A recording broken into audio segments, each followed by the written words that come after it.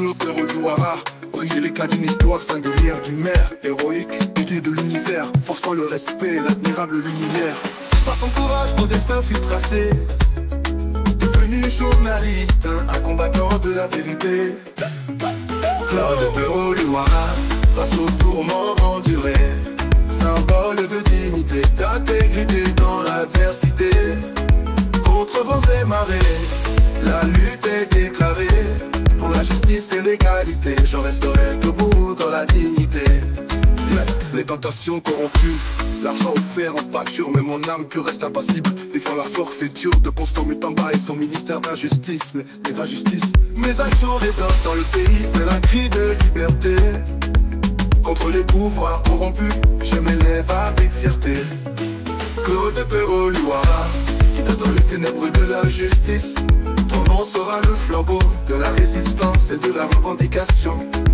Contre les vieux oppresseurs, nous prendrons l'étendard de la vérité. Pour un Congo meilleur, un avenir de fraternité et de dignité. À toi, Félix Helmut Wangeleka, ta tyrannie touche à sa fin. Des mains vides, tu seras chassé. Ton règne de corruption pris pour état. Le peuple congolais ne mérite pas un leader incompétent et tribal. Et tribal, nous nous laissons unis pour bâtir un avenir rayonnant. À toi, vrai patriote, symbole de résilience et de foi, d'avoir de dignité, d'intégrité dans la liberté et de la joie. Dans le cœur de chaque Congolais, ta saga restera gravée pour un avenir radieux, pour une nation enfin libérée. Et Nzambe-Nanga, Nanga, Nanga, Nanga, Nanga. Nanga, Nanga, Nanga. Les tentations corrompues, l'argent offert en pâture, mais mon âme pure reste impassible défiant la forfaiture de Constant Mutamba et son ministère d'injustice. Mais d'injustice, mais un jour résonne dans le pays, tel un cri de liberté, tel un cri de liberté. Pour les pouvoirs corrompus, je m'élève avec fierté. Claude Louara, dans les ténèbres de l'injustice, on sera le flambeau de la résistance et de la revendication. Contre les vieux oppresseurs, nous prendrons l'étendard de la vérité. Pour un Congo meilleur, un avenir de fraternité et de dignité. À toi, Félix Helmut Wangeleka, ta tyrannie touche sa foi. Les mains vides, tu seras chassé. Ton règne de corruption pris pour éteint. Le peuple congolais le mérite un leader. Un tribal, nous nous dressons unis pour bâtir un avenir rayonnant. Oh, rayonnant. Claude Louara, symbole de résilience et de foi, d'avoir et de dignité, d'intégrité dans la liberté et de la joie. Dans le cœur de chaque Congolais, ta saga restera gravée pour un avenir radieux, pour une nation enfin libérée. Et Claude Louara, symbole de résilience et de révolution, ta plume au zénith pourtant la flamme de la liberté et de la joie. Dans le cœur de chaque Congolais, ta saga restera gravée pour un avenir radieux, pour une nation enfin libérée. Et Nzambe, Nanga, Nanga, et Nzambe, Nanga, Nanga, et Nzambe, Nanga, Nanga, et Nzambe, Nanga, Nanga.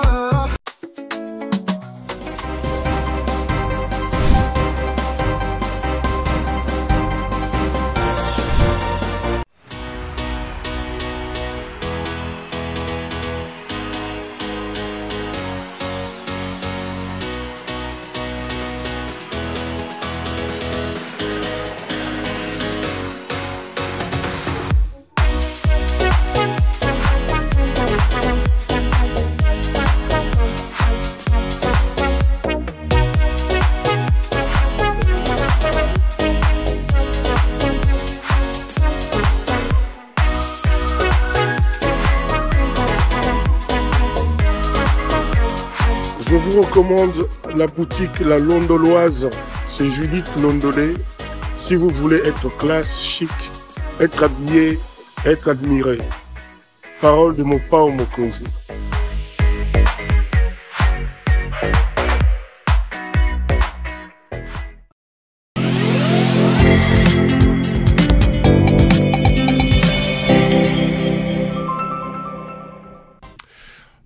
Madame, Messieurs, bonsoir et bienvenue à ce nouveau numéro de l'émission Contre nous soit dit, ce magazine d'analyse d'actualité politique. On a ici chez nous un invité nous accompagne.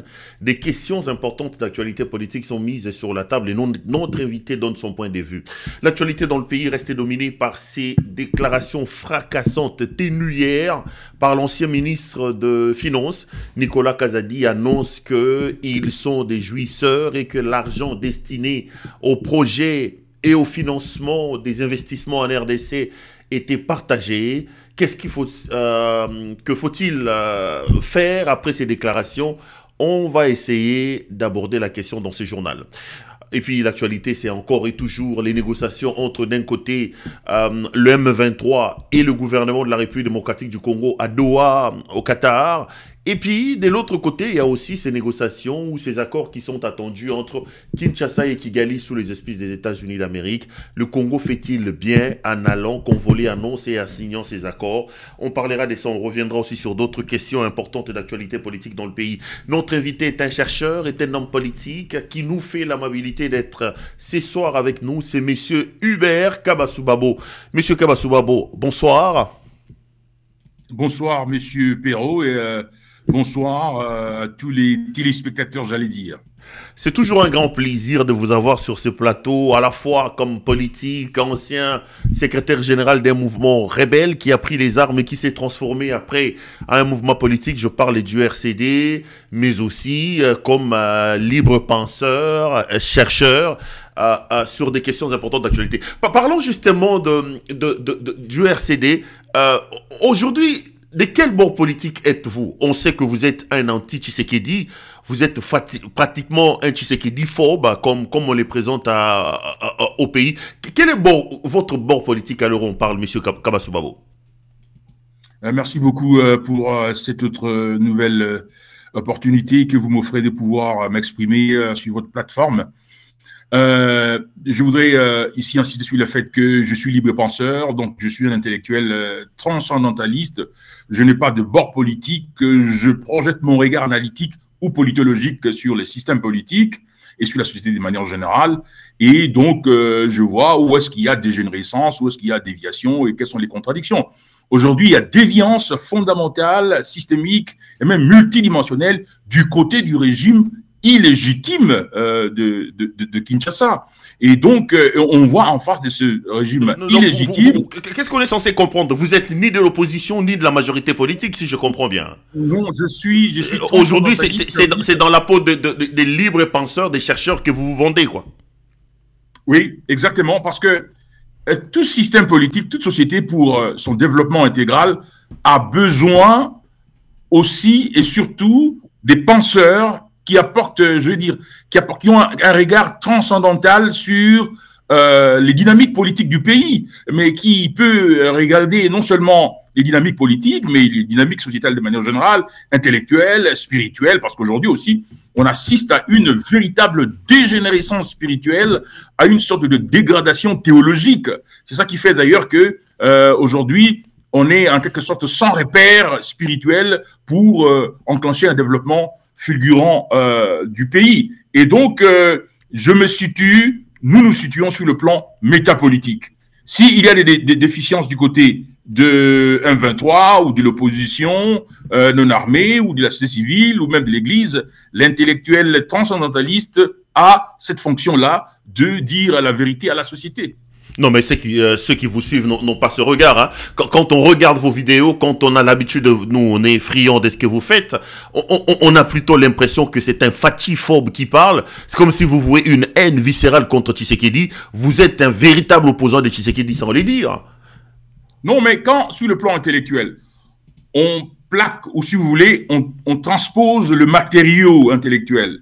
Par exemple, le concept de légitimité. Par exemple, les concepts de la démocratie constitutionnelle.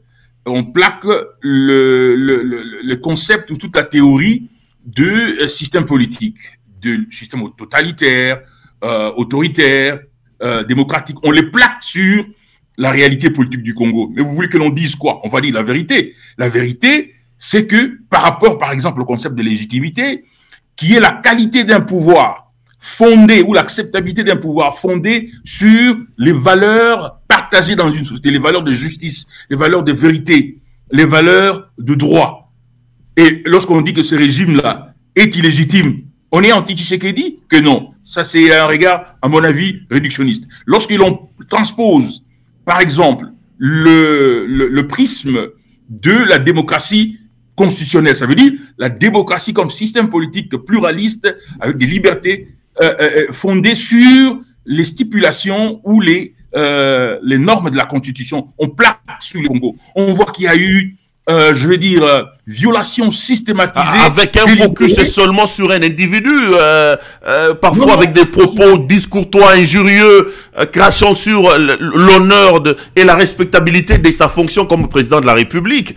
On sait aujourd'hui, sans les dire, comment vous qualifiez, hein, monsieur Kabasouba. Non, mais je pense que c'est une qualification réductionniste. Parce que, laissez-moi vous dire ceci. Par exemple, je donne un exemple. Lorsqu'on a dit qu'il s'agit d'un chef frappocrate, c'est pas une injure. Lorsqu'on dit que c'est un despote, c'est pas une injure. Parce que n'oubliez pas, hein, malheureusement, la science politique telle qu'elle est enseignée, vous dites de lui que c'est un Angwalima, vous dites de lui que Azam Papi, je viens de regarder votre dernière vidéo, vous lui avez encore affublé de quelques qualificatifs. Hein. Non, mais c'est des qualificatifs.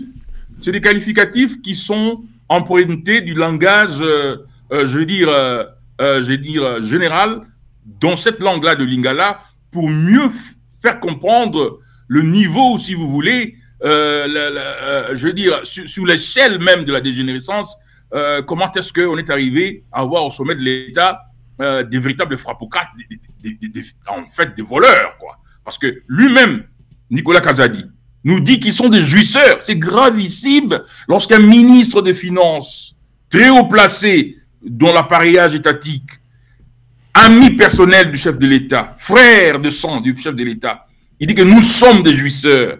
Nous sommes des jouisseurs. Et que voulez-vous que l'on puisse tirer comme conclusion? C'est vraiment du vol. Comme on dit en Lingala, c'est des bazaba miyibi. C'est vraiment comme des Angwalima, quoi. Mettons les pieds sur le plat parce que vous m'amenez immédiatement sur ces terrains. Je vous ai suivi ce matin au travers de vos sorties. Vous avez fait une vidéo sur les dernières déclarations de messieurs, comment il s'appelle, Nicolas Kazadi. Vous avez suivi l'interview de Kazadi hier. Vous avez été scandalisé, ça vous a scandalisé?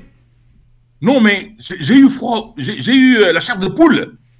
D'abord, même si c'est vrai ce qu'il a dit, enfin, on sait que c'est vrai, même alors, comme homme d'État, à ce niveau, cela démontre que non seulement qu'il y a des véritables fripouilles, des véritables filous au sommet de l'État, des jouisseurs primaires, mais il y a absence même je veux dire, de normes et de codes éthiques d'homme d'État.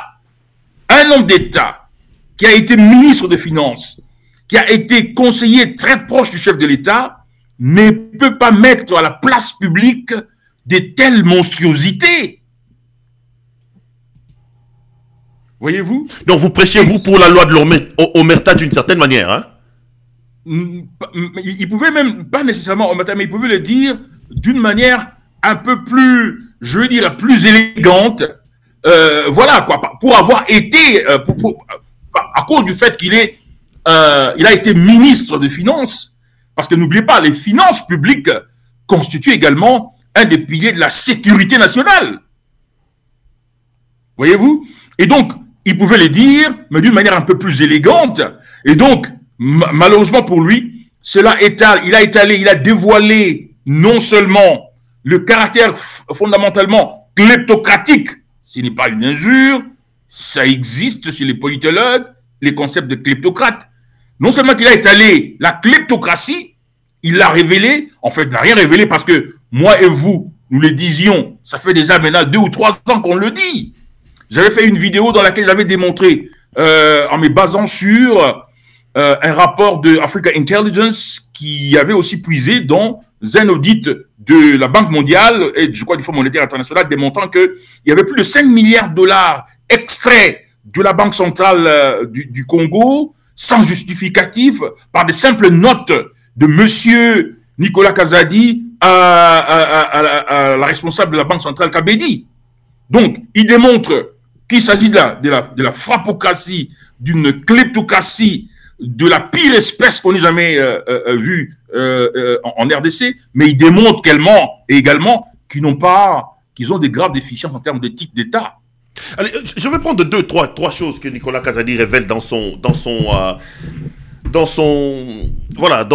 interview. Il parle notamment de la création d'une cinquantaine d'agences qui d'une certaine manière, dévorent les budgets de l'État. Mais j'ai regardé ces agences. Est-ce que dans un pays comme le nôtre, fallait-il pas créer ces agences? Est-ce qu'il n'extrapole pas? Il ne cherchait pas à s'afficher dans la bonne peau en s'attaquant à des choses qu'il fallait absolument mettre en place, M. Kabasubabo? La probabilité est grande que M. Kazadi ait parlé sous l'impulsion d'une frustration majeure, parce que les choses qu'il débite sont gravissimes.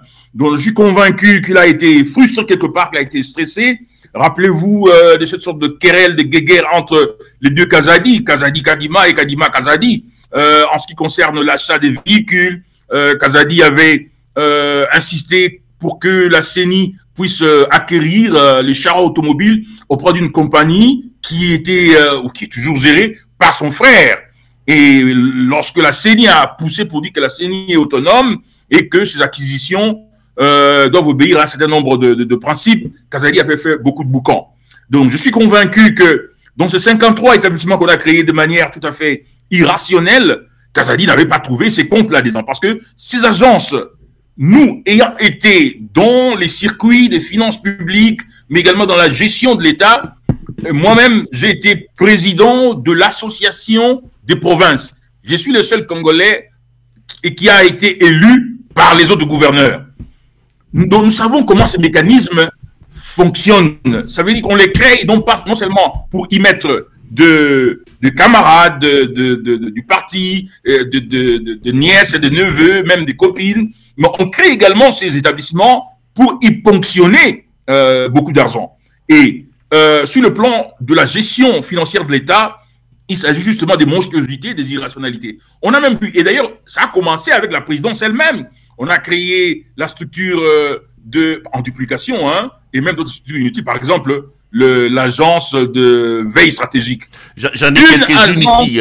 La coordination de ressources extérieures et des suivis des projets, cellule d'appui au programme d'urgence intégré des développements communautaires, coordination pour les changements des mentalités, cellule présidentielle des veilles stratégiques, agence congolaise des transitions écologiques et développement durable, agence des préventions et des luttes contre la corruption, agence pour le développement du numérique, agence pour l'amélioration du climat des affaires, office national de pêche et aquaculture, caisse de solidarité nationale de gestion des catastrophes humanitaires, etc., etc. Mais quand on lit déjà les libellés de ces agences, on a l'impression que le pays en a besoin. Est-ce que le problème, c'est la création de ces agences ou plutôt l'usage qu'on en fait? On parle ici, par exemple, écologie, suivi des projets, tout ça, M. Kabasubabo, logiquement, le Congo en avait besoin, non? Écoutez, il faut faire la part des choses. Je parle comme politologue, ok? Sur le plan du fonctionnement de l'État, il existe des fonctions fondamentales qui sont assumées par les institutions existantes et les agences et les offices.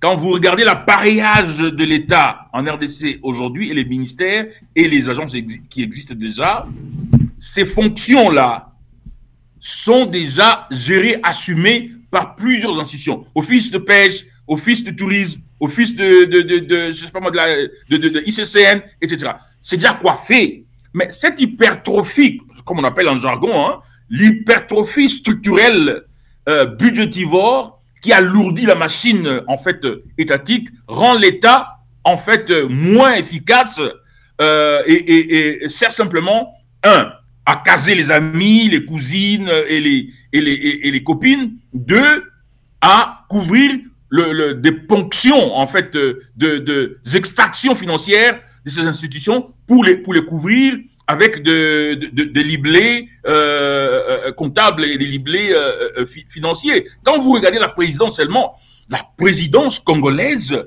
pour les gens qui sont spécialistes, malheureusement, dans la science politique africaine, il n'y a pas vraiment de sous-discipline focalisé sur l'étude de la présidence. Parce que vous allez dans les universités anglo-saxonnes, particulièrement aux États-Unis, il existe vraiment de sous-sciences dans sciences politiques qui sont focalisées sur la présidence. Quand vous regardez la présidence congolaise, c'est une présidence congolaise qui est en fait l'épicentre de l'hypertrophie institutionnelle de l'État. Non seulement pour extraire, faire des ponctions financières qui paralysent l'État. Quand vous regardez depuis 2019, j'ai été d'ailleurs parmi les premiers à demander qu'on conduise un audit à la présidence de la République, et j'avais réussi des tirs de balles, je veux dire, des attaques de toutes sortes. Et donc, Kazadi nous révèle des choses que nous connaissions déjà nous autres, que nous avions commencé à étaler depuis 2019, 2018. Perrault, vous le savez. Voyez-vous? Et donc, on assiste ici. Kazadi est en train de nous rappeler, à cause de ses propres frustrations, parce que pour que Kazadi, ami de Tshisekedi, frère de sang de Tshisekedi, ministre des Finances, puisse étaler de telles monstruosités sur la place publique, Kazadi a parlé sous l'impulsion, sous la motivation de graves frustrations et de stress, et peut-être que d'un certain des fonds qu'il n'a pas pu.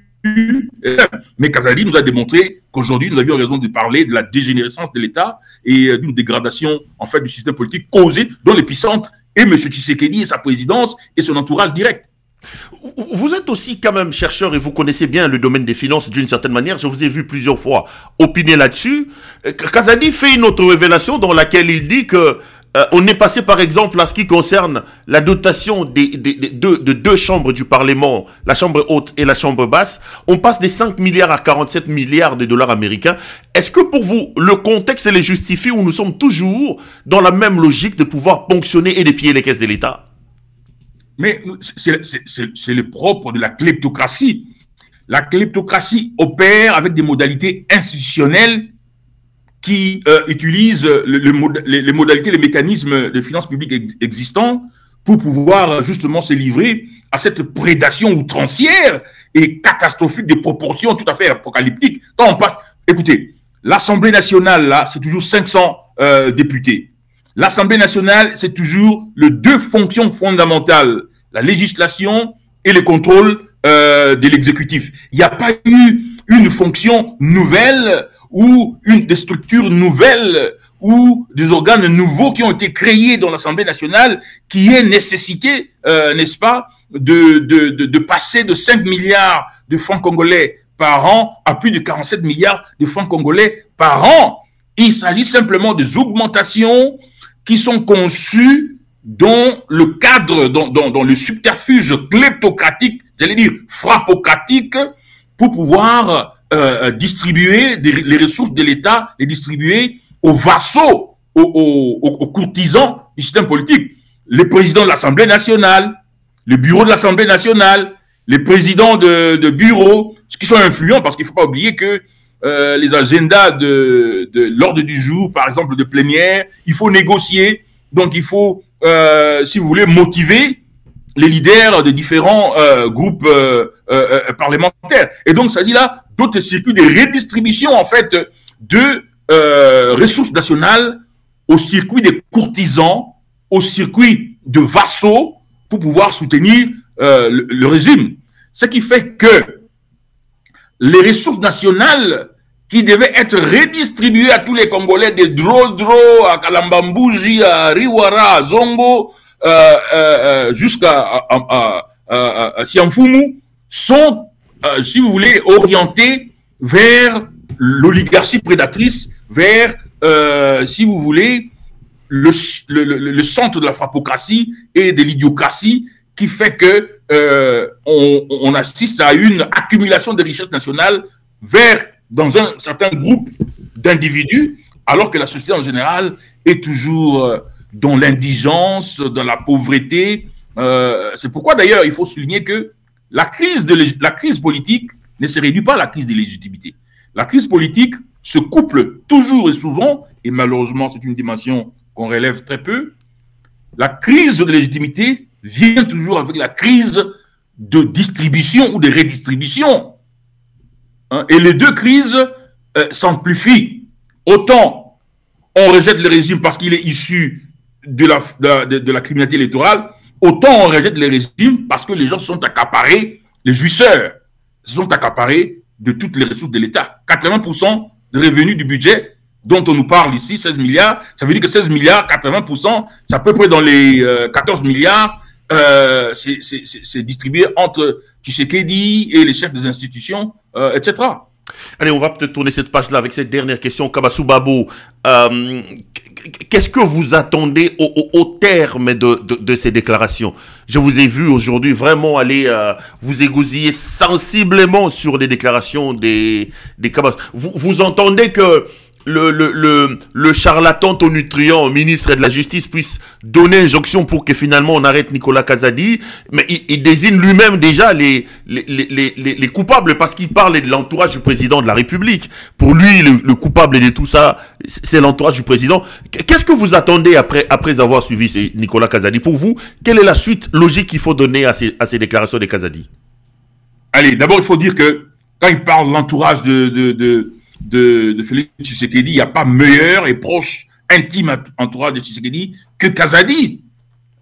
Rappelez-vous, quand on a commencé à parler de l'histoire de forage, qu'il y a eu beaucoup de vacarme de Tohubohu à Kinshasa, Tshisekedi a dit non, c'est un père de famille qu'il ne faut pas jeter en pâture. Mais voilà, le père de famille qu'il ne fallait pas jeter en pâture, c'est jette lui-même en pâture, jette le président de la République en pâture. Voilà la première remarque. Donc, c'est lui, il n'y a pas plus proche, plus intime entourage du président de la République que c'est lui qui vient justement de nous cracher des monstruosités. Deuxièmement, le procureur général de la République doit se saisir de ces dossiers. Parce qu'en fait, M. Kazadi a déclaré qu'ils ont volé l'argent de la République. C'est ce qu'il a déclaré. Quand l'argent il n'a pas dit qu'il s'agissait des commissions ou de sous relatifs à un mécanisme qu'ils auraient conçu, un schéma qu'ils auraient conçu. Il dit qu'il s'agit de l'argent des projets. Quand l'argent des projets arrive, il se distribue d'abord et puis ils réfléchissent après. Donc, il a confessé un crime. Deuxièmement, le progrès d'un système politique d'une nation, ce n'est pas seulement l'État ou la justice de l'État. Il y a aussi la justice morale de la société. Ça veut dire que la société civile, les ONG des droits de l'homme, parce que le droit de l'homme, c'est le droit justement inaliénable à la justice, non seulement légale, et c'est malheureusement des dimensions que nos ONG ne comprennent pas. La justice dans l'État de la République, ce n'est pas seulement la justice légale, c'est aussi la justice distributive. Et donc, quand on parle de droit de l'homme, on appelle ça le droit créance. Ça veut dire la créance de l'État vis-à-vis de citoyens, c'est la distribution équitable de ressources. Ça veut dire que ce monsieur nous a privés de ressources auxquelles nous avons droit. Et donc, les ONG, les droits de l'homme a été bafoué ici.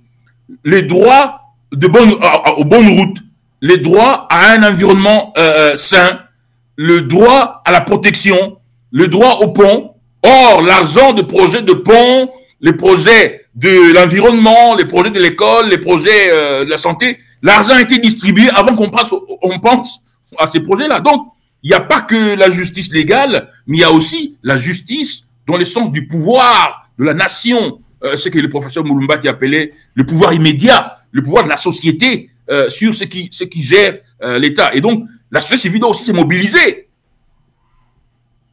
Allez, on attendra. On va ouvrir un peu d'autres dossiers, mais Nicolas Kazadi, Moulouba, Tshisekedi, Tshilombo, Félix, Moulouba, Kabassou Babou, Hubert, Moulouba. Les Balouba, finalement, c'est une malédiction ou quoi? Vous comprenez que ce régime, après ce régime, vous, Kassaïens, vous porterez quand même un fardeau assez lourd de tous ces dégâts. Aujourd'hui, il y a un problème avec les Balouba. Qu'est-ce qui se passe? Là, je pose la question au notable, à l'ancien gouverneur du Kasaï. Que vous êtes? Mon frère, vous savez vous-même que nous, les Balouba, on peut nous connaître pour peut-être le fait qu'on est ambitieux, certains sont arrogants, etc. Certains sont peut-être escrocs un peu, mais les Balouba, on n'a jamais été des voleurs. On n'a jamais été des voleurs. Nous avons eu Mabi Mulumba, Premier ministre, le meilleur d'ailleurs de son époque, l'époque de Mobutu, il n'a jamais été voleur. On a eu le général dont on parlait là, comment il s'appelle déjà, le premier ministre de Mobutu. On a eu Mulumba Lukoji aussi, quand à un moment donné, comme premier ministre. Mulumba Lukoji, il n'a pas été voleur. Et donc, nous ne sommes pas des voleurs. On peut être arrogant, comme semble-t-il, on peut être chitantiste, tout ça, mais pas voleur. Non, mais qu'est-ce qui s'est passé avec ces régimes? Les Balouba ont changé. Ça, ce n'est pas les Balouba, ce n'est pas les Kassaïens. Oh, Tshisekedi n'est pas Moulouba. Kazadi n'est pas Moulouba. Kazadi Moulouba, Tshisekedi Moulouba. Et alors? Non, une minute, donnez-moi une minute. D'accord. Mais il est, à mon avis, malsain, illogique, d'attribuer les traits de frappocrate d'un cercle d'amis filous de Bruxelles, des gens qui ont vécu à Bruxelles, malheureusement, et qui ont développé un certain nombre de pratiques de gens de Bruxelles, parce qu'il n'y a pas que les Balouba ou les Kassaïens de ce régime qui sont des frappocrates ou des frappeurs patentés. Il y a des Bakongo là-dedans qui sont des frappeurs patentés. Il y a aussi des gens de l'Équateur qui sont là-dedans, je ne vais pas citer des noms, qui sont des frappeurs patentés. Ça veut dire, ce sont les caractéristiques, les pratiques de certains Congolais qui ont vécu dans un certain milieu, qui ont été même arrêtés, incarcérés en Belgique, qui ont transposé leurs pratiques ici, et ils ont un chef de cette pègre de Bruxelles. La pègre de Bruxelles a un chef, une sorte de parrain, et ces gens ont transposé leurs pratiques en RDC. Et malheureusement, on a comme le chef Moulouba Kassaïen, et on transpose ça sur tous les Balouba, malheureusement. Et j'entends souvent, je lis dans certains textes dans WhatsApp, on dit les Kassaïens de l'UDPS, les Kassaïens Tshisekediens. Balouba. Moulouba aux sous pouvoir, t'es dans beaucoup. Balouba. C'est extrêmement grave. Balouba. C'est extrêmement grave, malheureusement. Mais ceux qui estiment que vous le voulez ou pas d'une certaine manière, après le départ de Tshisekedi, vous les Balouba, vous les Kassaïens, vous aurez quand même quelques problèmes, quelques soucis, à cause de l'image que présente Tshisekedi dans cette affaire des pouvoirs Nabiso Balouba, tout ça. Est-ce que vous leur donnez raison ou vous pensez plutôt qu'il s'agit ici d'une conception discriminatoire et pas réfléchie de la situation? Je souscris plutôt à votre deuxième option. Moi, je pense qu'il s'agit simplement d'une généralisation abusive, mais malheureusement, généralisation abusive découlant d'un fait. Voilà, lui-même, Kazadi a dit que nous sommes des jouisseurs, Kazadi a dit lui-même. Donc, il a donné des munitions à beaucoup de gens. Mais je pense qu'il faut faire très attention. Il faut faire très attention lorsque vous attribuez, n'est-ce pas, les déficiences normatives de Tshisekedi et de la pègre de Bruxelles, parce que la pègre de Bruxelles, c'est une sorte de composite. Il y a des Bakongo là-dedans. Il y a des gens comme les Kao Mandungu, des gens comme les Didier Boulungu qui sont les Bakongo, Kao Mandungu, c'est un grand prêtre de la frappocratie. Les Kilowando qui sont de l'Équateur. Voilà donc, malheureusement, on ne voit que Tshisekedi, on ne voit que Kazadi. En fait, le premier ministre dont je parlais, le tout premier ministre de Mobutu, dont je parlais, qui était célèbre, le général Moulumba. C'est le général Moulamba Nyoni. Le général Moulamba. On l'appelait d'ailleurs l'homme de Bukavu, parce que c'est lui qui avait libéré Bukavu de Jean Scram et des mercenaires, je crois, en 1964-67. Donc, les Balouba, nous avons réalisé des prouesses militaires, même à l'est de là-bas. Voilà. Et donc, on ne nous regarde pas simplement à travers le prisme de la frappocratie, de l'idiocratie, dont d'ailleurs Monsieur Kazadi vient de nous étaler les profondeurs désastreuses. Allez, on va suivre et puis on verra la suite qui sera donnée à ces déclarations assez rocambolesques et fracassantes de M. Nicolas Kazadi. En principe, on attend que le ministre des Communiqués et des communiqués d'injonction puissent se mettre en branle. Je rappelle ce soir que notre invité, ce monsieur Hubert Kabasoubabo, il se présente comme chercheur et libre penseur. Avec lui, nous faisons donc la lecture de l'actualité politique en République démocratique du Congo. Monsieur Hubert Kabasoubabo, l'actualité, c'est aussi ces rangs des négociations. Ouvrons d'abord la grande marmite qui est ces négociations sous les auspices des États-Unis d'Amérique entre, d'un côté, la RDC et de l'autre, le Rwanda. Je vous ai vu monter au créneau pour fustiger ces accords, parler même d'une vente de la République démocratique du Congo par M. Tshisekedi. Qu'est-ce que vous reprochez au projet des communiqués d'accord, des principes que Tshisekedi a signé avec le Rwanda et le contenu qui doit en principe aboutir avec un accord? Est-ce que la paix a-t-elle un prix? Pour vous, faut-il sacrifier les vies des gens ou faut-il à tout prix avoir la paix? Qu'est-ce que vous reprochez à ces accords que M. Tshisekedi s'apprête à signer sous les auspices des États-Unis d'Amérique? D'abord, c'est une initiative qui, à mon avis, est tout à fait abracadabrantesque. C'est de la filouterie, quoi. Regardez. Tshisekedi a commencé par, comme l'avait indiqué notre frère Buffort, Tshisekedi a commencé par vendre les gisements multiminiers. Je voudrais relever ici que je suis un ancien gérant de l'Union des banques Bukavu. Et l'Union des banques de Bukavu faisait des exportations de minerais, de cassiterie, d'or, etc. Je suis un ancien chef du département étranger avant de devenir gérant de l'Union des banques à Lubumbashi. Et je suis un ancien ADEF du CEC, les centres d'expertise et d'évaluation des matières précieuses et semi-précieuses. Et donc, je peux parler des minerais stratégiques, je peux en parler avec autorité. Tshisekedi a commencé par vendre les gisements multiminiers, ça veut dire qui ont le wolframite, qui ont le pyrochlore, qui ont la zaïrite. Est-ce que Perrault, vous connaissez la zaïrite?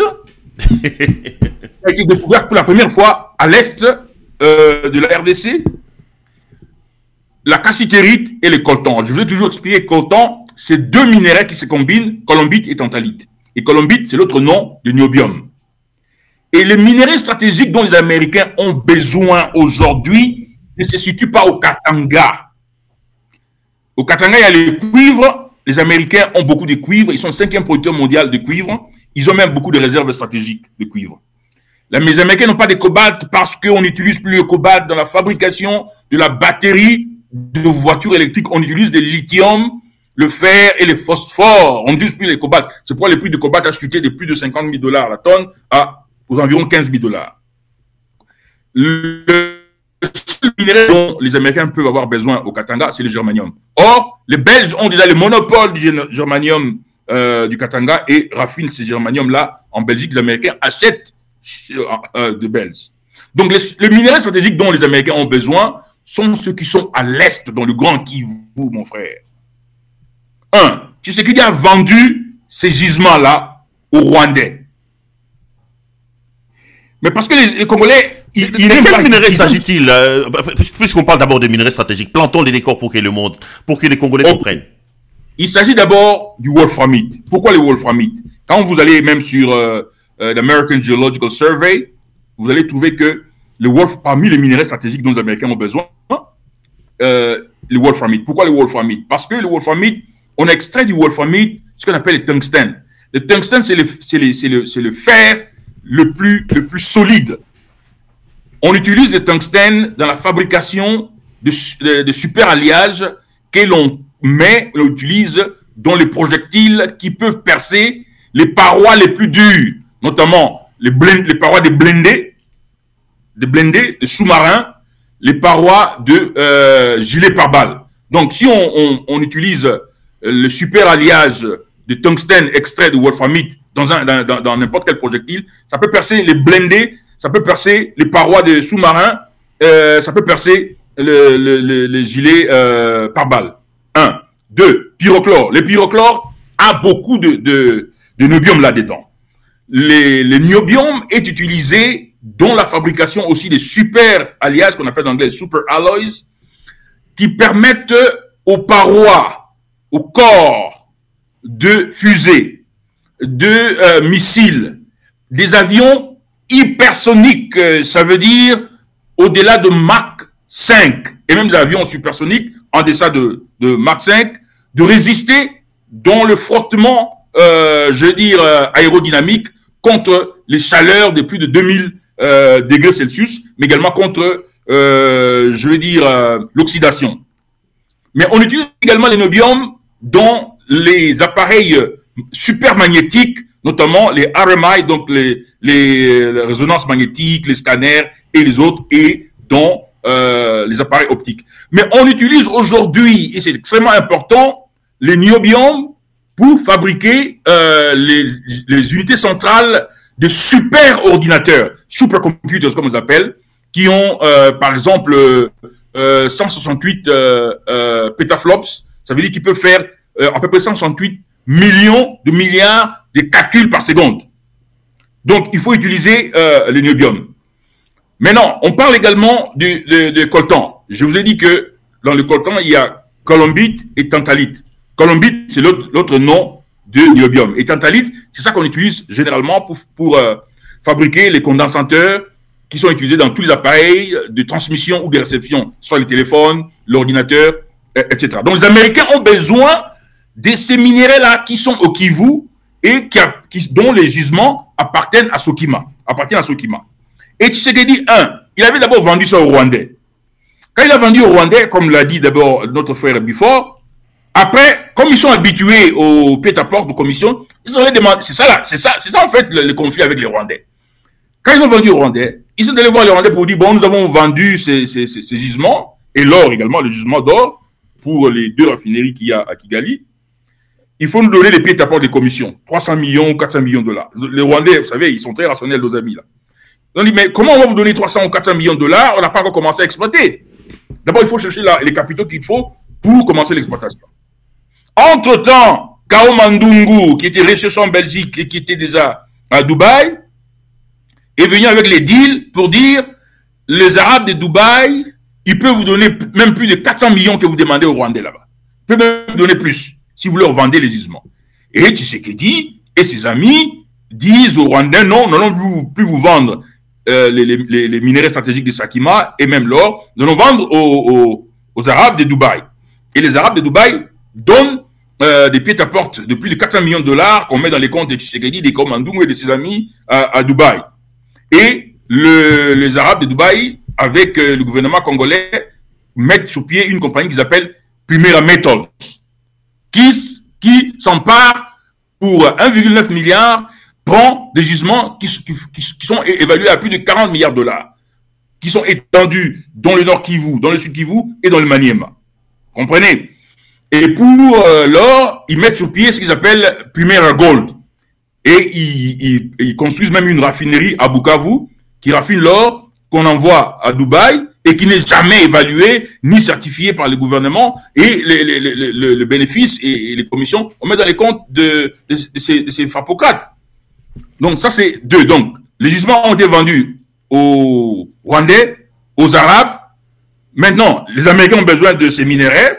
Et voilà, ils traitent avec les Arabes et imposent à Tshisekedi ce deal-là. Donc, ce deal-là, c'est un deal abracadabrantesque parce qu'il ne va pas contribuer au développement de cette contrée. Il sert simplement à immuniser ou, si vous voulez, à protéger le régime frappocratique, comme nous l'a démontré d'ailleurs notre ami Kazadi. Et ça n'a aucune finalité développementale et même pacificatrice de la RDC. Parce que même les mercenaires américains qu'on pourrait amener ou les sociétés de sécurité privée qu'on pourrait amener avec Eric Prince ne sauront pas sécuriser en fait l'exploitation minière à l'est de la RDC, non pas parce qu'il y a M23 là-bas, mais parce qu'il n'y a pas d'infrastructure et parce que aussi l'appareil sécuritaire congolais sur lequel une telle protection peut compter est tout à fait en écroulement. L'appareil sécuritaire est détruit.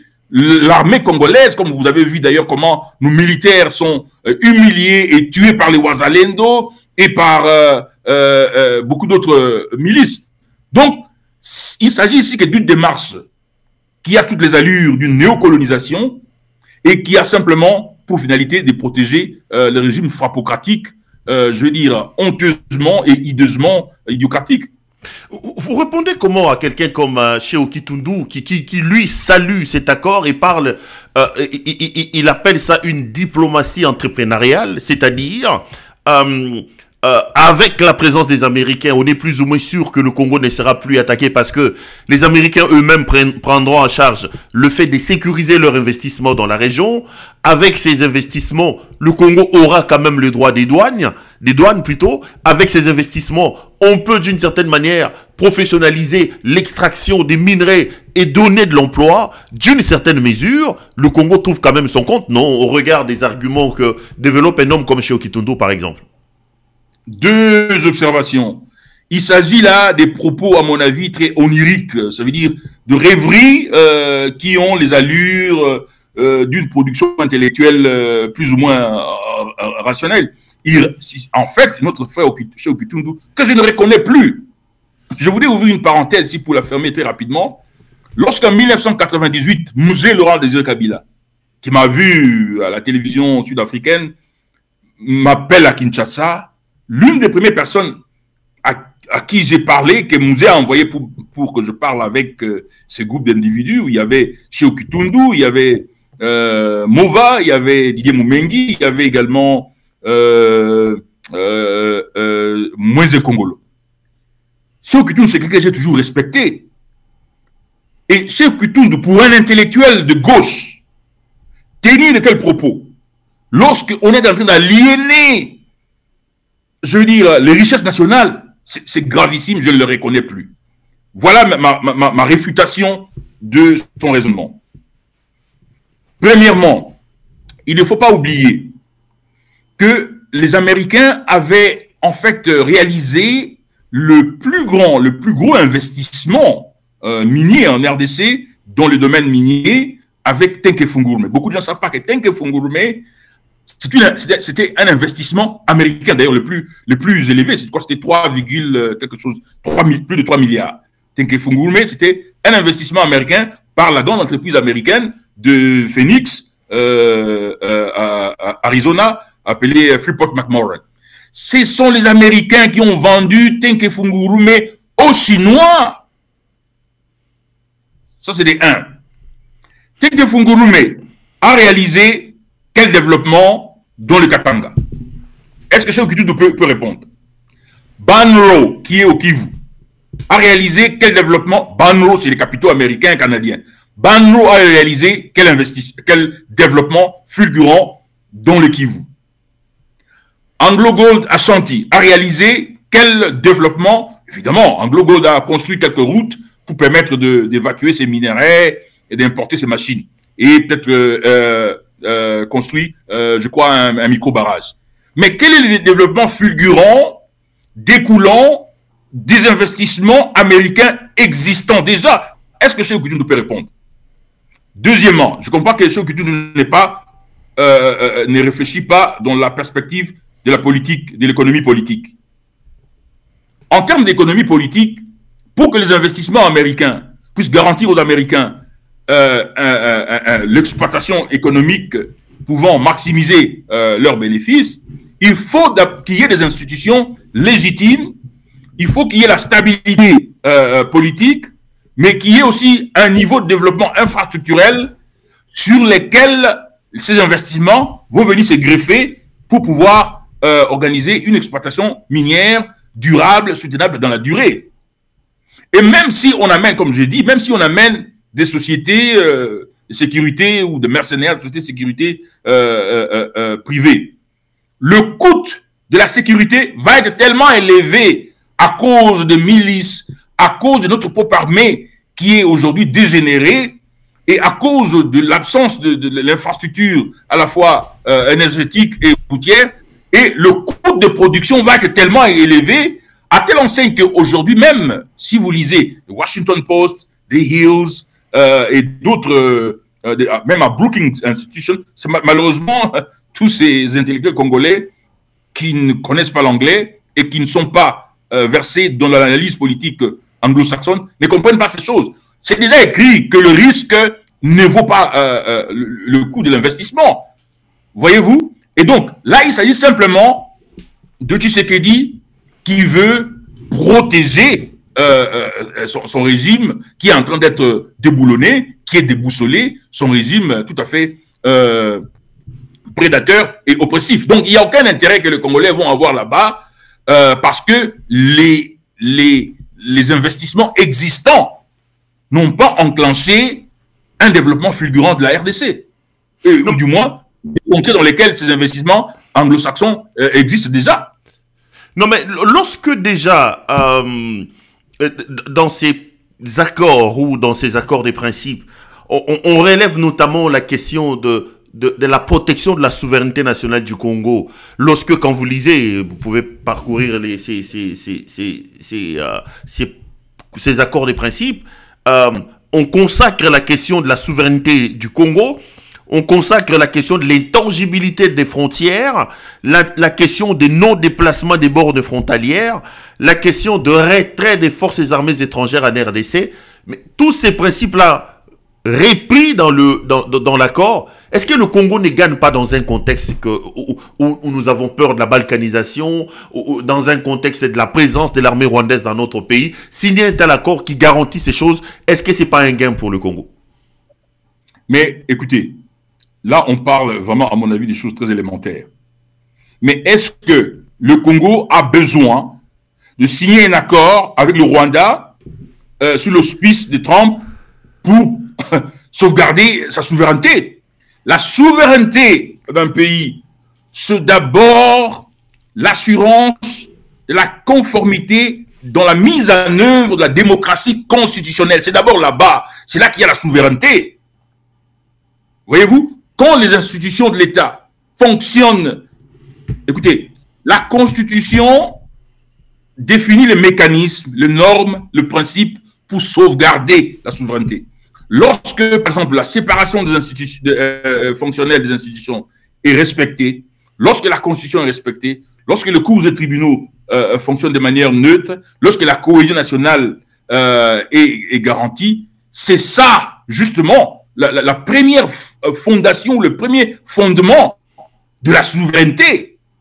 Voyez-vous? Donc, ce n'est pas en donnant vos minerais aux Rwandais ou aux Américains ou aux gens de... Parce qu'en réalité, aujourd'hui, au moment où nous parlons, les gens qui ont le droit, sur le plan du droit public international, les gens qui ont de droit sur les gisements là, c'est plutôt les Arabes de Émirats Arabes Unis, UAE, donc de Dubaï, parce qu'ils ont déjà donné 1,9 milliard de dollars américains au gouvernement congolais. C'est eux.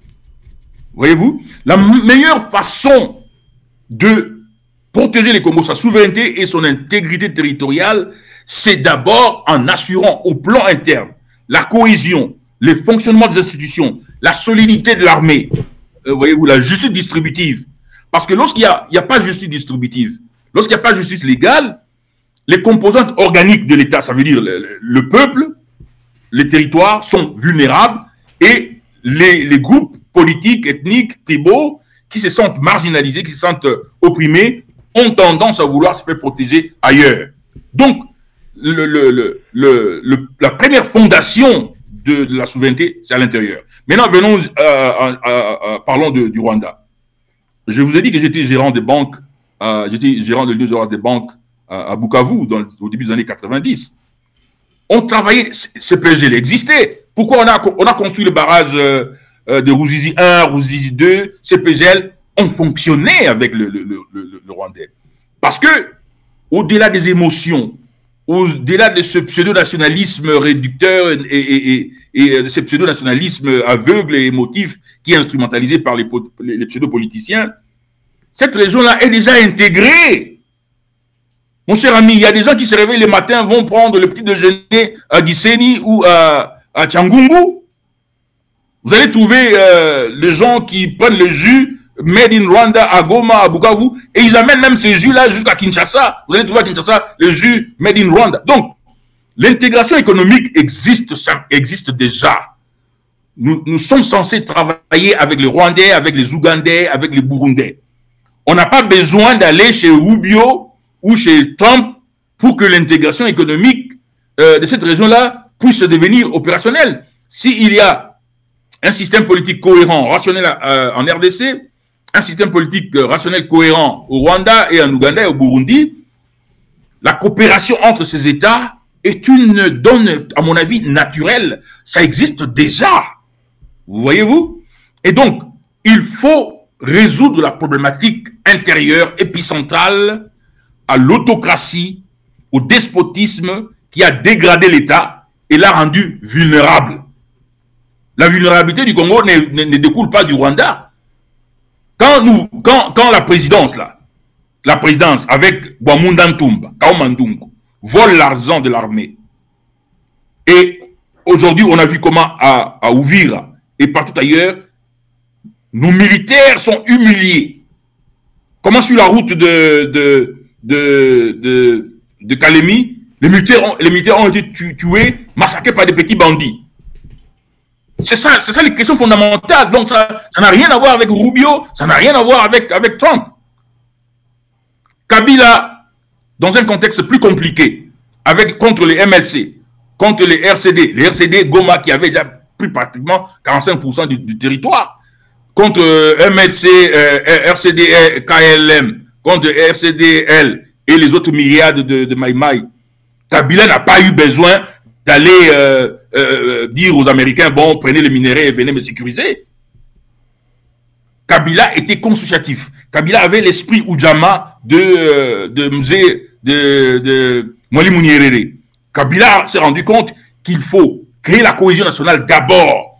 On crée la cohésion nationale, on crée la réconciliation. Kabila a même risqué sa vie parce que quand Kabila prend le pouvoir, il trouve que les radicaux, les extrémistes comme Mwenzen Kongolo, Gaëtan Kakouji avaient cadenassé les bureaux de Massiré, avaient rejeté les dialogues. Les partis politiques étaient même prohibés, rappelez-vous, Perrault. Les partis politiques étaient prohibés. 2000-2001, les partis politiques étaient prohibés, les organisations de la société civile étaient prohibées. Kabila arrive au pouvoir, il réopérationnalise les partis politiques, les organisations de la société civile. Kabila ouvre le bureau de Massiré. Kabila met sous pied une délégation qui doit aller négocier avec les autres Congolais. C'est cet esprit-là républicain qui manque. Donc, on n'a pas besoin d'aller signer des accords pour aliéner nos minerais. Et c'est encore compliqué parce qu'au moment où nous parlons, sur le plan du droit public international, le Congo a déjà vendu tous ces gisements-là aux Arabes de Dubaï pour 1,9 milliard de dollars américains. Donc, c'est des problèmes. Ça va s'ajouter encore à des problèmes que nous aurons en opposant ces différentes forces sur notre sol, là. Excusez-moi, c'est vraiment une stupidité. Et de la part des Américains, pas des Américains de manière générale, mais de l'administration Trump et de la part du régime de Tshisekedi et de la part des gens de Doha. Puisque ces minéraux-là ont déjà été vendus. Mais ça existe, c'est sur le plan du droit. Le ministère du portefeuille de l'époque a signé 1,9 milliard que les Arabes ont versé à l'État congolais, plus les commissions que Tshisekedi, Kaomandungu et les autres ont déjà pris. Mais on devait faire comment? Donc pour vous, c'est un projet sans lendemain. On n'en a pas besoin. Ça n'aboutira pas. Vous ne croyez pas? C'est une escroquerie. Vous ne pouvez pas aller dire aux Américains, bon, nous allons vous donner les minéraux stratégiques, alors que ces minéraux stratégiques, là, vous les avez vendus aux Arabes. C'est une escroquerie. Malheureusement, moi, je pointe du doigt la faiblesse de l'opposition civile. Pendant plusieurs années, on a dit, faites les advocacy. Allez sur les grandes places de Washington, de Londres, de Bruxelles, étaler, je veux dire, les déficiences, je veux dire, le caractère, la nature prédatrice, kleptocratique, et même étaler les violations continuelles de la Constitution. Nous sommes le seul pays africain où il y a eu un coup d'État parlementaire où un président de la République a changé la majorité parlementaire au cours d'une législature et personne n'est allé à Londres ou à Bruxelles ou à Paris ou aux États-Unis ou en Afrique du Sud pour dire ça n'existe pas. Ça, c'est un viol, je veux dire, dramatique contre un canon fondamental de la démocratie constitutionnelle. Et donc, Trump n'est pas au courant. Je peux vous dire que Trump n'est pas au courant de ces choses-là. Rubio aussi n'a pas été vraiment, je veux dire, bien informé parce qu'il n'y a pas eu advocacy. Parce que, rappelez-vous à l'époque de Kabila, 2015-2016, quand on disait que Kabila allait changer la constitution pour avoir un troisième mandat, rappelez-vous comment il y a eu cette armada diplomatique. Moïse Katumbi, lui-même Tshisekedi, Kamere, Fayoulou, comment ils étaient dans toutes les capitales du monde pour présenter le fait que M. Kabila accusait Kabila de vouloir changer la constitution. Mais aujourd'hui, on ne les voit pas en train de faire ça. Il n'y a aucune pression, je veux dire, robuste de la part de l'opposition non armée pour étaler sur le plan international les débilités, les pathologies du régime. Donc, opposition Nzala, quand il dit que opposition Nzala, vous lui donnez d'une certaine manière raison, quoi. Il y a pété. Ouais, oui, d'une certaine manière. Parce que, regardez, nous avons l'ancien président Kabila, militaire, qui a géré le pays pendant 18 ans, qui connaît l'appareillage sécuritaire, comme on dit en anglais, in and out. Vous avez Moïse Katumbi. Moïse Katumbi, c'est lui, Moïse Katumbi Chapwe, qui a amené Tshisekedi, qui a ramené Tshisekedi aux États-Unis. Tshisekedi, à cause justement de ces histoires de frappes et d'escroqueries, était interdit d'entrer aux États-Unis. C'est Moïse Katumbi qui l'a amené là-bas. Moïse Katumbi peut ouvrir les portes de plusieurs institutions aux États-Unis. Fayoulou notamment aussi.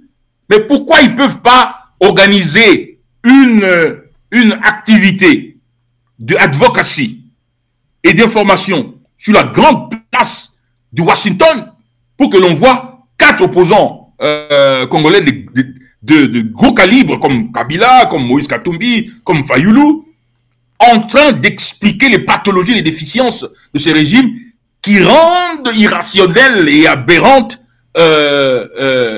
cette transaction que M. Rubio veut actionner.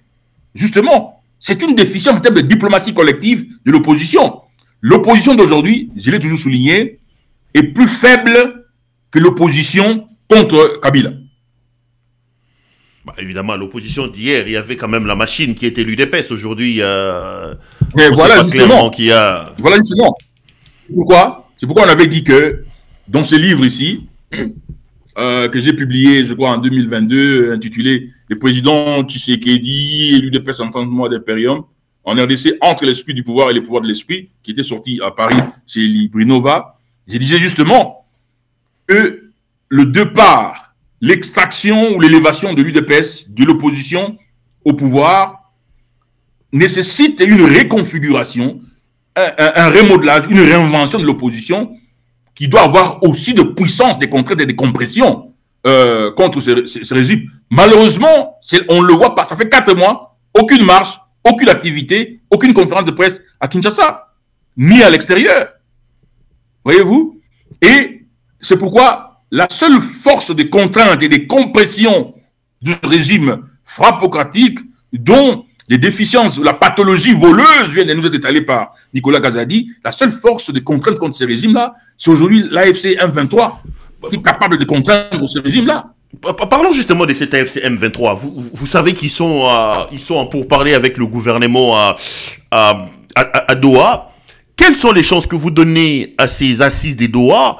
Et comment interprétez-vous le fait que l'opinion publique soit contre ces idées? On a l'impression qu'aujourd'hui, dans l'opinion, les Congolais sont devenus tellement belliqueux que toute le manœuvre tendant à ramener la paix et la sécurité dans leur pays les énerve. Est-ce que vous donnez une chance à ces pourparlers entre l'AFC M23 et le gouvernement qui se tiennent à Doha?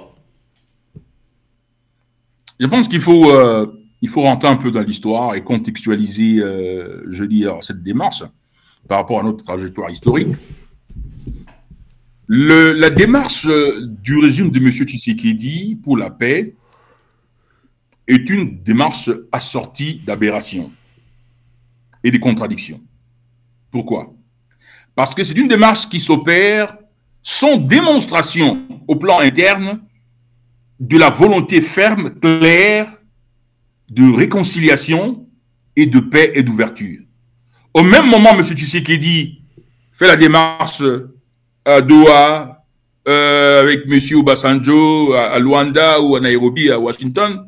Au même moment, son comportement et son discours sont contradictoires par rapport à la finalité de la paix et de la réconciliation. Il veut ôter les immunités, il veut de manière loufoque, absolument loufoque, ôter les immunités, et il va le faire, ôter les immunités de l'ancien président Kabila pour chercher à le faire arrêter. Au même moment, il signe un communiqué conjoint avec l'AFC M23. Au même moment, il garde la mise à prix des têtes de Nanga, des Bissimois et des Pero Luara. Au même moment, il cherche à ravir les biens de Franck Diongo. Donc, la démarche en termes de la gestion des conflits, de la résolution des conflits, on assiste ici à une démarche porteuse d'aberrations et de contradictions qui démontre que M. Tshisekedi, c'est lui qui ne veut pas la paix. Pourquoi je le dis?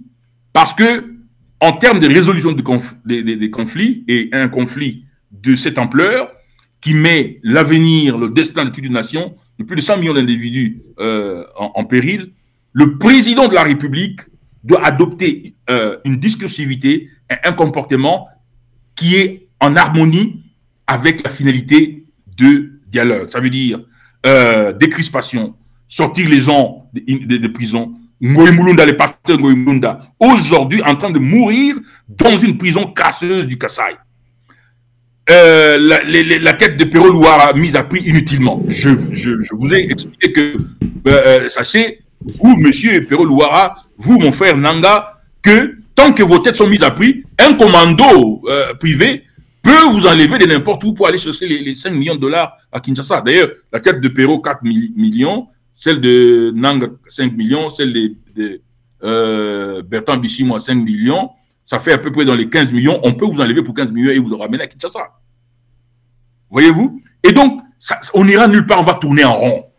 Et je suis tout à fait étonné, et je suis vraiment étonné que des présidents du gabarit de Obasanjo, de Lorenzo, de celui du Kenya, de Ruto, mais comment donc?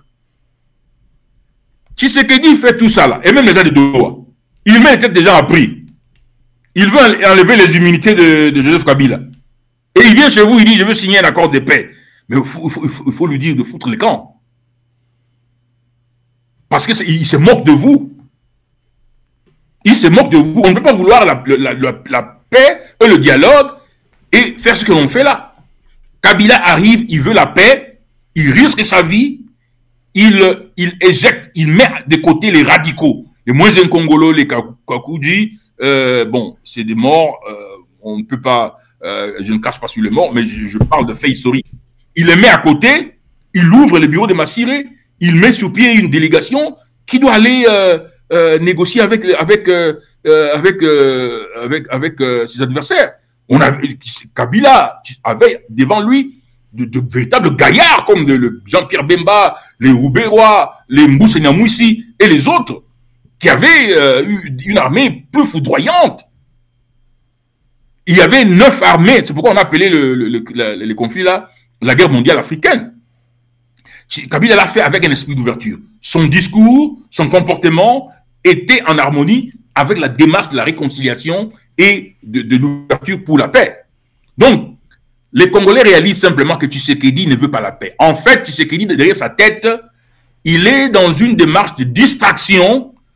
Pendant qu'il est en train de se préparer, il pense qu'il peut encore monter une sorte d'action militaire massue pour écraser l'AFC M23 et maintenir Tshisekedi dans la logique du maintien. Donc, quels que soient les prix, c'est une manière pour lui de gagner le temps en attendant de reprendre les hostilités.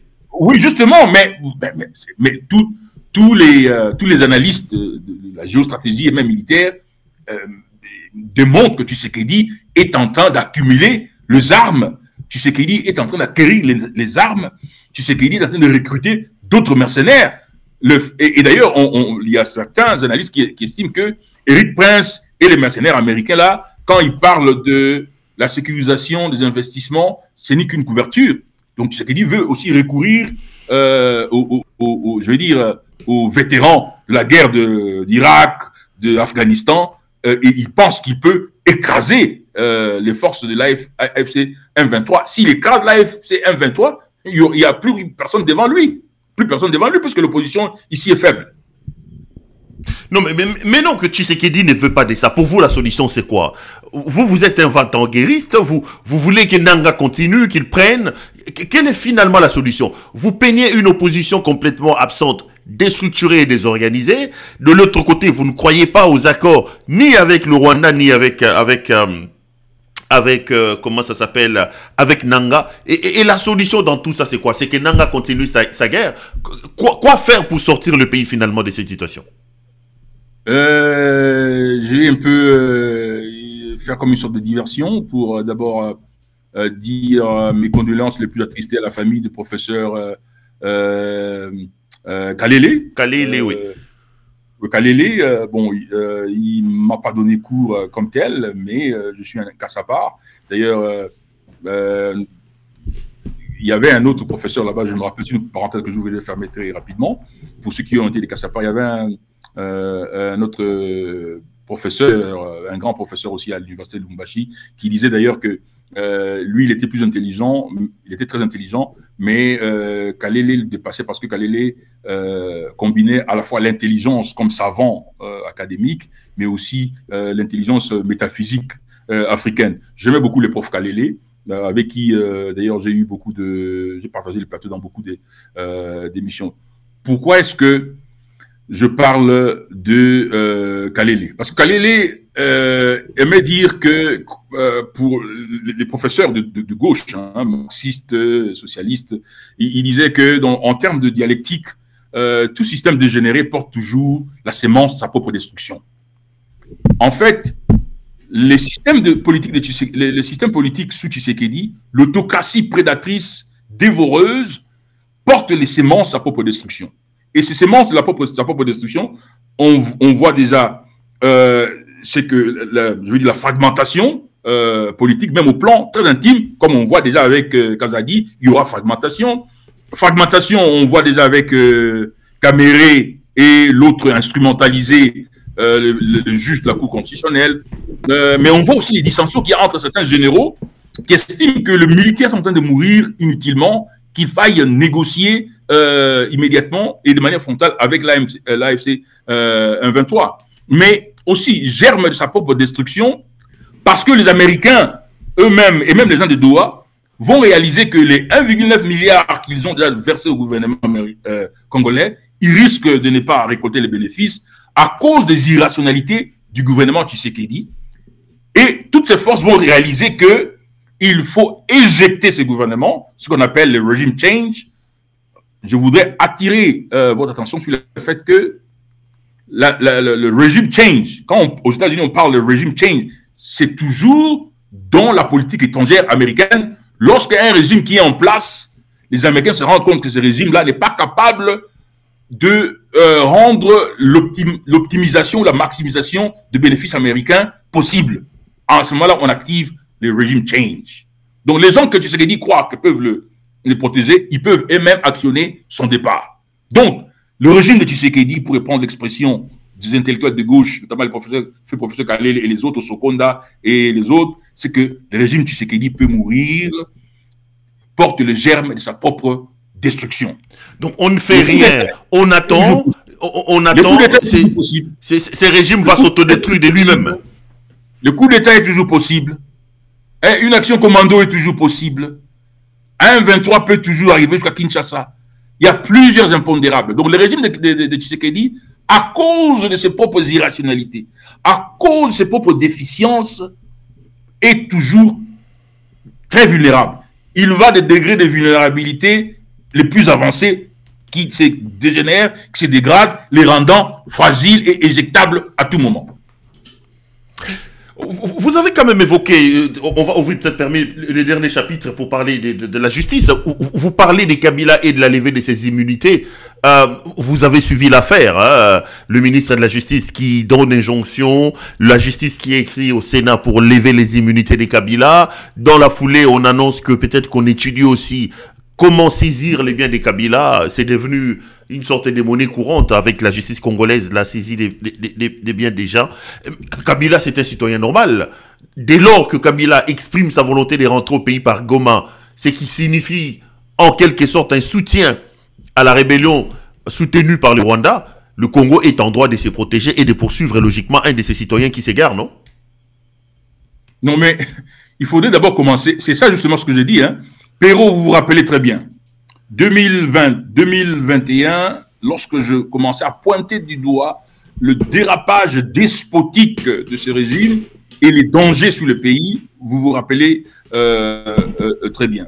À cette époque-là, je disais qu'il fallait une action corrective massue de la part de la classe politique, notamment du FCC.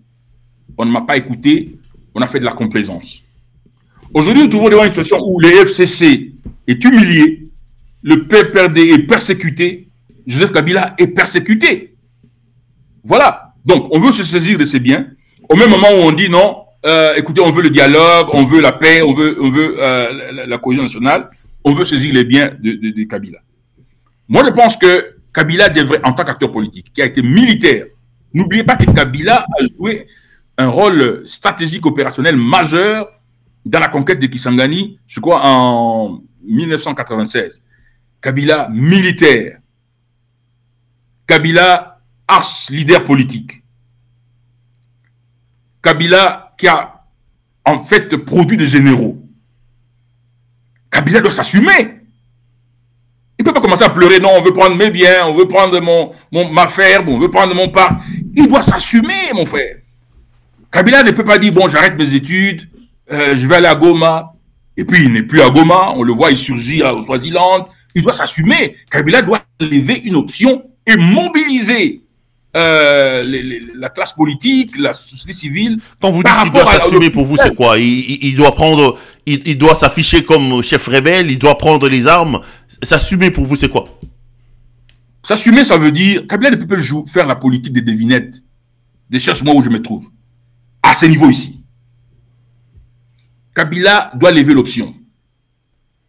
Parce que, écoutez, il faut plus, on n'est plus à l'époque, c'est ici aussi, écoutez, les changements, on ne doit pas le demander seulement à Tshisekedi. Je veux dire, le remodelage politique, mon frère, on ne doit pas le demander seulement à Tshisekedi. On doit demander la transformation, les changements, les remodelages politiques à Kabila, à Moïse Katumbi, à Sesanga, à tout le monde, à toute la société. Il doit lever l'option et assumer. Ça veut dire quoi? S'il veut une réconciliation et la paix en approchant Tshisekedi, il doit lever cette option-là dans des termes qui ne soient pas ambigus et énigmatiques. Ce n'est plus le moment de jouer au monsieur silencieux, énigmatique, devinette, des femmes. Non! S'il veut la paix, réconciliation avec Tshisekedi, c'est possible, c'est une bonne chose. Il peut le faire et il a les moyens de le faire. Voyez-vous? Il parle avec Mbeki, il parle avec Nangagwa, il parle avec Lorenzo, etc., etc. Mais si Kabila considère que le Congo qui a fait un pas non négligeable de sa reconstruction inventrice de 2001 à 2018, c'est l'œuvre de Kabila et son leadership. S'il veut préserver cela et il estime que Tshisekedi c'est un danger et qu'il faut l'éjecter, il laisse cette option-là, il doit assumer. Il doit assumer. Voilà. Donc ce n'est plus le moment où non, je suis à Goma, non, je ne suis plus à Goma. Maintenant je suis au Swaziland. Et maintenant non, je suis à Johannesburg avec Obasanjo. Non. Donc, il doit lever une option. Soit il organise l'opposition politique franche, soit ici il est, comme on suppose, et on l'accuse d'être chef rebelle de M23, il fait tomber les masques et c'est ça assumé pour vous. Oui, mais il doit assumer. Ça, c'est une dimension. Et maintenant, on cherche à arrêter, non, à lever les immunités de Kabila, etc. Mais, à un moment même, on avait dit que l'AFC M23 devait organiser un tribunal à Goma pour accuser Tshisekedi de trahison, parce que n'oubliez pas que Tshisekedi, c'est lui qui a voulu faire un coup d'État à Kabila, alors que Kabila était en fonction. Tshisekedi a parlé avec le M23, oui, colonel Lubilingoma, je pense. Il a dit à plusieurs reprises, il n'a jamais été contredit. C'est Tshisekedi qui doit être, je veux dire, une action doit être intentée contre Tshisekedi pour haute trahison, parce que c'est lui qui a amené le M23 à Kinshasa. Il a amené les militaires, les généraux de M23, même dans le lieu stratégique de l'armée nationale, notamment au camp Kokolo, à l'état-major général de la force terrestre, et en Bandangungu. Voyez-vous? Et donc, nous devons être très équilibrés. Aujourd'hui, ce n'est pas le moment de vouloir suivre Matata, de vouloir suivre inutilement Matata et de manière tout à fait cynique, suivre Matata simplement pour l'humilier, ou de dire, bon, on note les immunités de Joseph Kabila parce qu'on soupçonne qu'il a été avec le M23, alors que Tshisekedi lui-même, c'est lui qui a amené le M23 à Kinshasa, c'est lui qui a fomenté un coup d'État contre Kabila en s'associant au M23 lorsqu'ils étaient encore fragmentés en Ouganda et au Rwanda. Donc, aujourd'hui, il n'y a deux tableaux. Il n'y a que deux tableaux possibles devant Tshisekedi. Le tableau de la paix et de la réconciliation, c'est possible parce que la stabilisation du Congo, la cohésion nationale, sous Joseph Kabila, on a démontré que les Congolais sont capables de réaliser leur propre autorégulation, de résoudre leurs problèmes. Schéma Senko, nous avons eu Badi Banga, Chibala, etc. Kabila l'a fait. Donc, la possibilité de la réconciliation nationale en abrogeant ces mesures loufoques, irrationnelles, démentielles, de poursuivre Kabila, de poursuivre Matata, de mettre la tête de Pero Luara et de Nanga Apri, on doit annuler ces mesures-là et démontrer de manière tout à fait claire et ferme qu'on veut la paix, qu'on veut la réconciliation nationale. C'est possible puisque Kabila l'a fait. Et dans un contexte plus compliqué. Et la deuxième option, le deuxième tableau, c'est l'éjection, l'écrasement du régime de Tshisekedi. Et le régime de Tshisekedi porte toutes les vulnérabilités, est très vulnérable et sa fragilité ne fait que s'accentuer. Lorsque les Arabes, vous savez, les Arabes, ils n'ont pas de merci, hein, ils n'ont pas de pitié. Lorsque les Arabes vont réaliser que Tshisekedi, c'est lui le problème, lorsque les Américains vont réaliser que c'est lui le problème pour leur accès aux minerais stratégiques, ils vont éjecter Tshisekedi, ils vont aller pour l'option Regime Change. Rappelez-vous en Syrie, les gens là qui étaient contre Bachar al-Assad, quand ils ont pris le pouvoir, les Américains leur ont tendu la main. Allez, on va peut-être terminer par là. Vous avez effleuré les dossiers Matata. Là aussi, vous ne comprenez pas. C'est un acharnement pour vous. Je vois Kamere s'obstiner à dire que Matata a des immunités pour un dossier antérieur à l'arrivée de Matata à l'Assemblée nationale. Est-ce que ça, c'est pas une manière de promouvoir les antivaleurs et les détournements que vous décriez ici? Je ne pense pas que ce soit une manière de promouvoir les antivaleurs. Le fait robuste, tangible, est qu'il s'agit d'un député. Il s'agit d'un député. Vous ne pouvez pas aller recourir à la levée des immunités parlementaires antérieures. Laquelle levée des immunités parlementaires antérieures lorsque Matata était sénateur était aussi entachée de beaucoup d'irrégularités. Non, mais le dossier, le procès était ouvert bien avant que Matata ne soit à l'Assemblée nationale. Et pour ouvrir l'affaire, la Cour avait obtenu la levée de ses immunités. Ici, on n'est pas dans un dossier en instruction, mais c'est plutôt un dossier en jugement. Non, même alors, il faut aussi tenir compte du fait que cette levée, la levée des immunités sénatoriales de Matata était entachée de beaucoup d'irrégularités. Ça veut dire que ces dossiers-là, la Cour constitutionnelle, dont les jugements, dont les sentences ne peuvent plus faire objet d'appel, avait déjà clôturé ces dossiers-là. On a fait un forcing simplement pour humilier Matata et Matata a démontré. Matata que l'on doit respecter le meilleur, je veux dire, Premier ministre avec les meilleures performances tant économiques et financières de la République démocratique du Congo, respecté même par Christian Lagarde, respecté par les FMI, respecté par la Banque mondiale et même par les Chinois. Matata, je veux dire, c'est une figure de proue de performance économique dans notre pays. Matata, maintenant, l'effet actuel, c'est que Matata est couvert par les immunités parlementaires en tant que député. C'est ça le fait robuste, malheureusement. Et donc, le président de l'Assemblée nationale a le droit de dire qu'il s'agit d'un député, à moins que l'on change la loi et la constitution.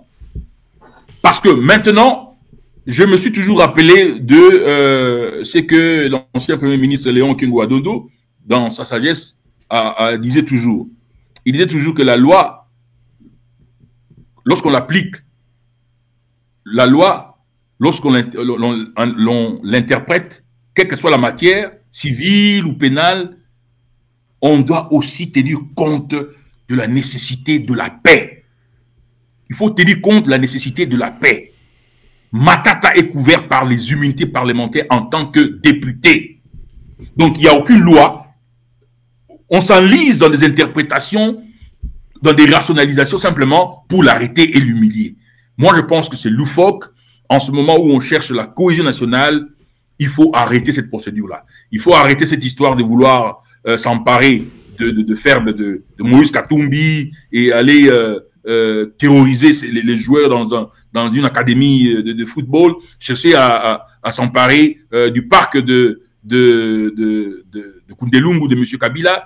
Kabila qui a l'essence du développement, qui a l'essence justement de ces parcs-là. Quand vous regardez Kingakati, c'est un hub, c'est un espace touristique unique en son genre en Afrique centrale. 6 ans, Kabila, Tshisekedi n'a même pas organisé un petit parc à lui, même pas à Limete, même pas à Kisenso, même pas chez lui à Kabila Kamwang. Maintenant, il veut s'emparer du parc de Kabila en l'accusant de choses qui ne tiennent pas la route.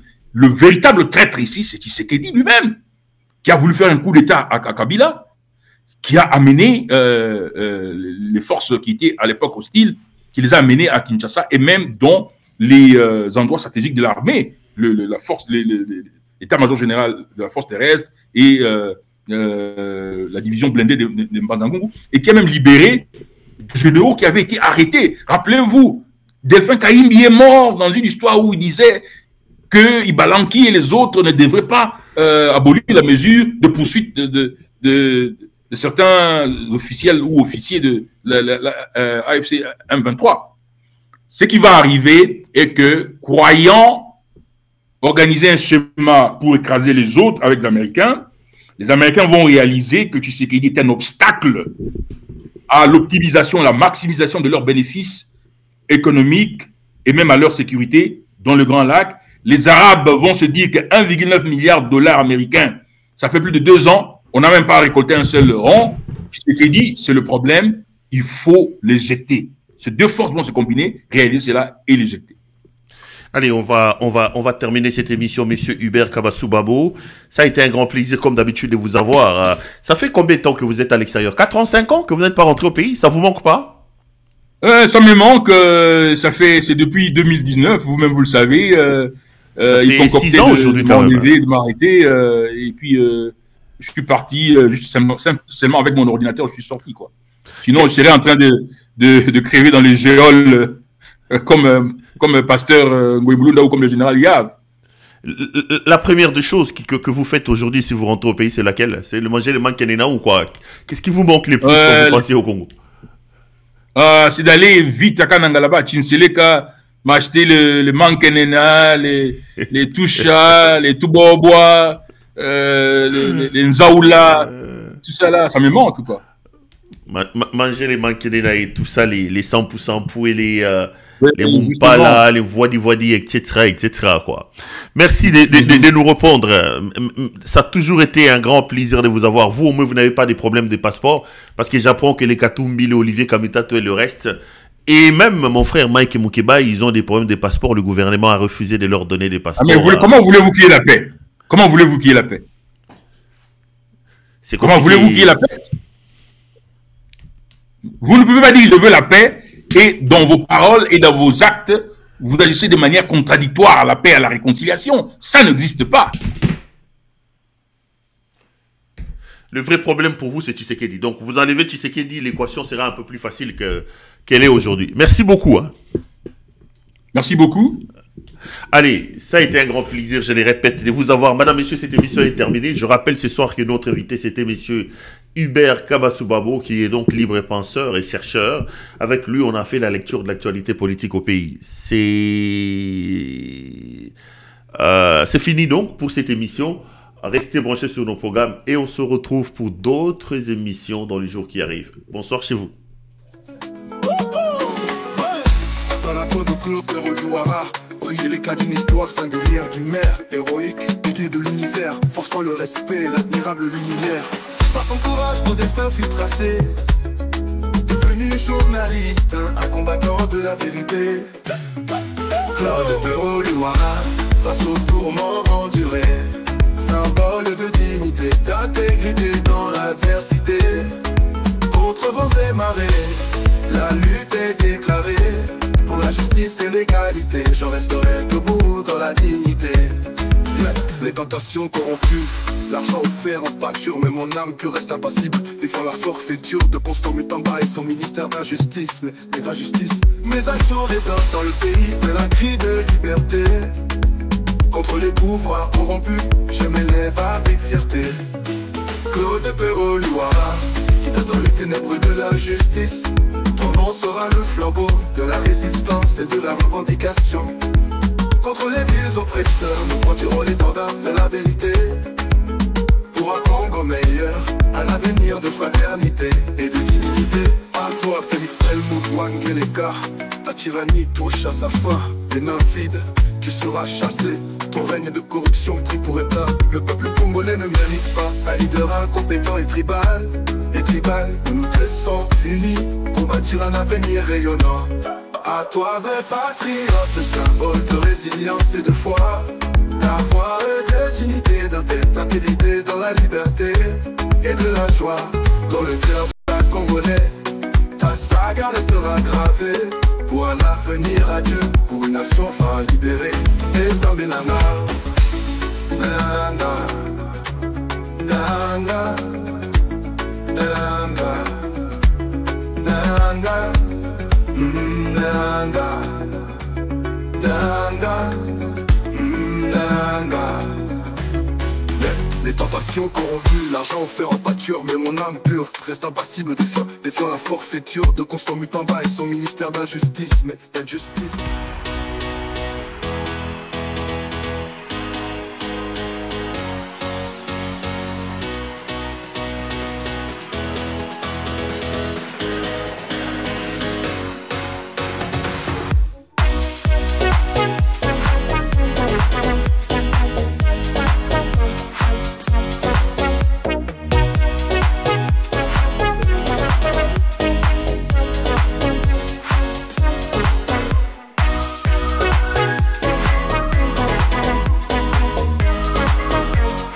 Je vous recommande la boutique La Londoloise, c'est Judith Londolé. Si vous voulez être classe, chic, être habillé, être admiré. Parole de mon Pao Mokonzi.